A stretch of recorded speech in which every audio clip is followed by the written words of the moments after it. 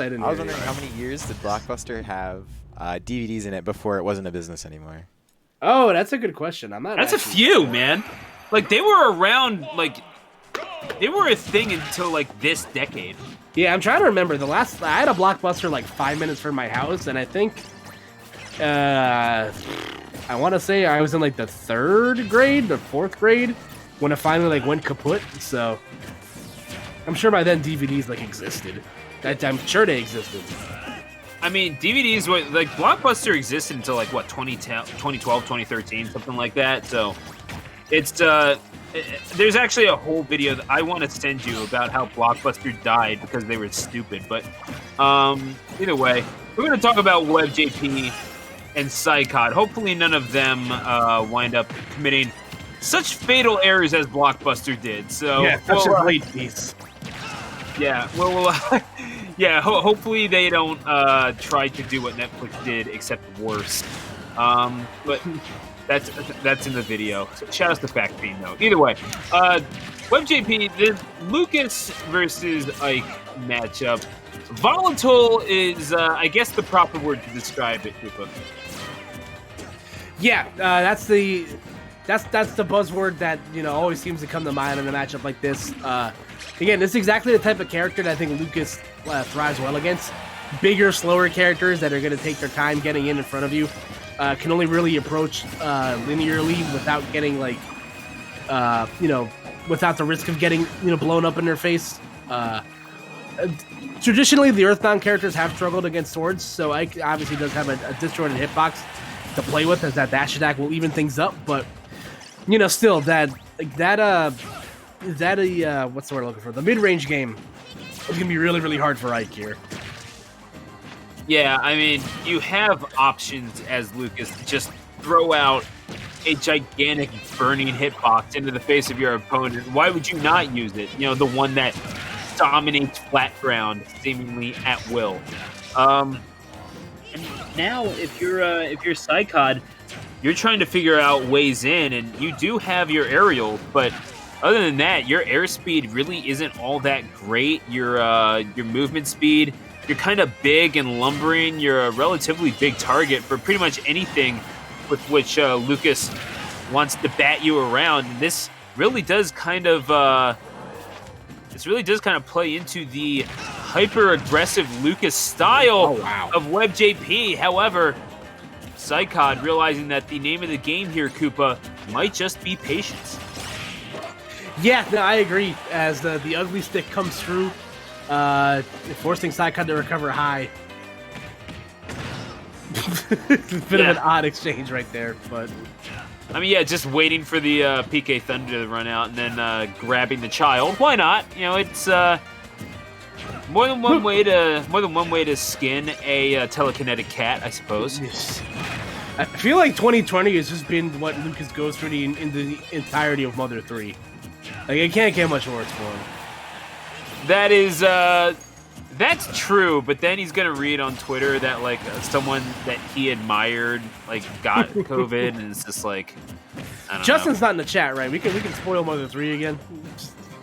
Just want to get a confirmation. Never mind. I'd rather you didn't. I won't. Thank you.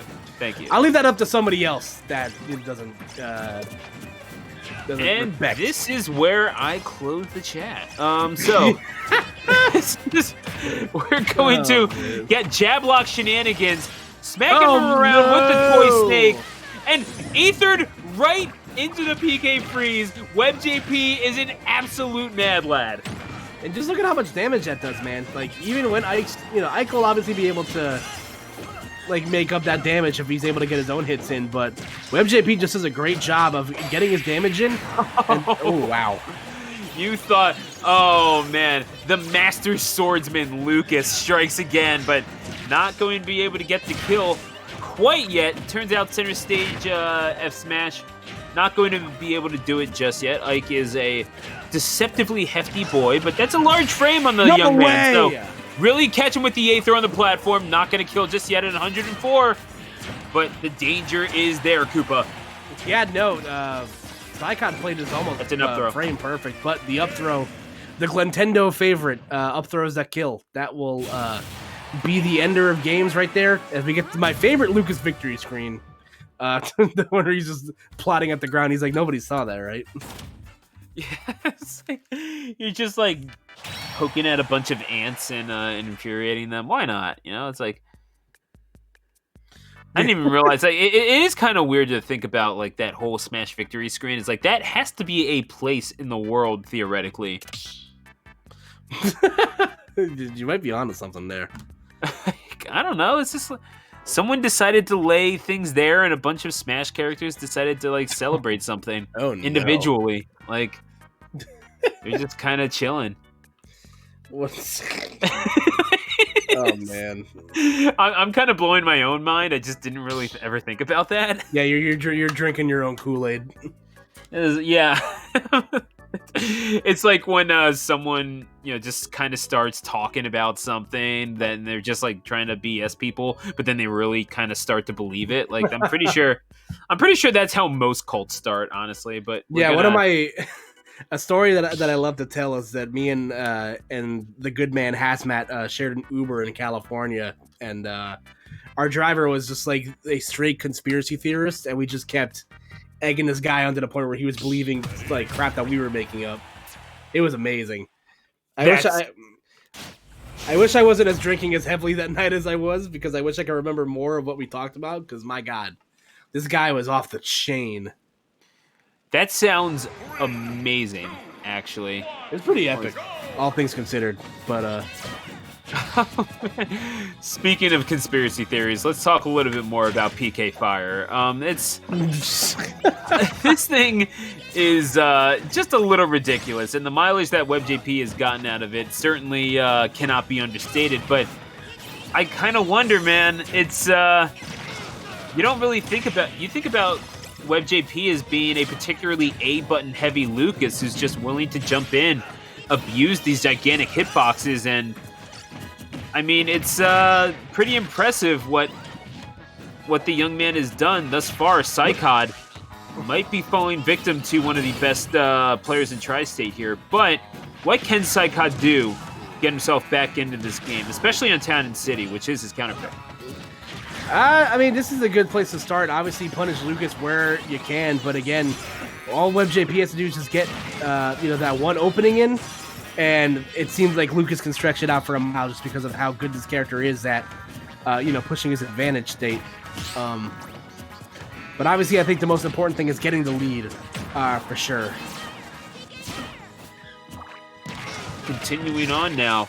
I just don't see how that. I don't see how that killed personally, but yeah, PsyKoD getting the first stock of this game number 2, and now all of a sudden WebbJP maybe put on notice, gonna shield that smartly enough, not quick enough to react, however. No, that move sends Lucas incredibly far. Like, even when Lucas was a mediocre character, one of the best things about him was PK Thunder. Because it sent him such a far distance, so no shame there. But again, as long as PsyKoD can hold on to this lead and continue to grow it, then he'll be in good shape. But again, great drag down by WebbJP. You see it time and time again in these Wi-Fi brackets, man. He's so good at getting that confirmed down. I mean, he has his confirms down to a T, and PK freeze, but stuck on the platform, trying to follow up with yet another one. Not going to find success on that particular shot, however. You reload and you shoot again, and sometimes you just smack him around with the snake for good measure. WebbJP bringing this one back, and indeed does take the numerical lead. The key, however, will be taking a second stock. Yes, sir. Both players kind of on even ground right now, but WebbJP able to get the grab and set up. Oh, beautiful! The absolute madman, the genetic freak, WebbJP. Unbelievable. And PsyKoD is able to follow back up, but we are at one stock apiece, and quite frankly, I'm not even sure how. Yeah, after that Looney Tunes exit from the PK freeze, PsyKoD at least wasting no time equalizing things for himself here, and that's huge, obviously. So, fighting for a place in losers semifinal, the loser of this bowing out in 5th place, and it seems almost cruel, honestly, for one of these players to have to bow out here. But winner of this one will go on to face the winner of Lights and Soul Hex, which I believe is happening over on our sister stream over on Collision. And they'll be joining us in progress for the losers semifinal match. And that is going to be it. And not quite, actually. I mean, hey, hanging tough. Yeah, that could have been super scary for Webb there, but I think the high ceiling of Town and City buying him a second lease on life here. PK Freeze at least buying the chance to get back to center stage. And you see, I know in these kill situations that PsyKoD does favor the F tilt, so you know the advantage is going to go to WebbJP here because he can just throw PK Fires and Rope Snake to control that space that Ike's going to want to hit him in. PsyKoD doing quite well for himself thus far, certainly in this tournament, but has a couple of pretty decent finishes to their name, couple second and even first place finishes in their locals. Whoa. And somehow WebbJP going to survive that, and even at knocking on the doorstep of death, you can never ever count out WebbJP. PsyKoD will have to settle for a 5th place finish here at DNA.EXE, and can't say it was all that bad a showing here from week 10 season 7. PsyKoD did pretty well for himself, and all the credit in the world to him. Definitely deserving of a top tier finish, but the Ike from Ohio will bow out here.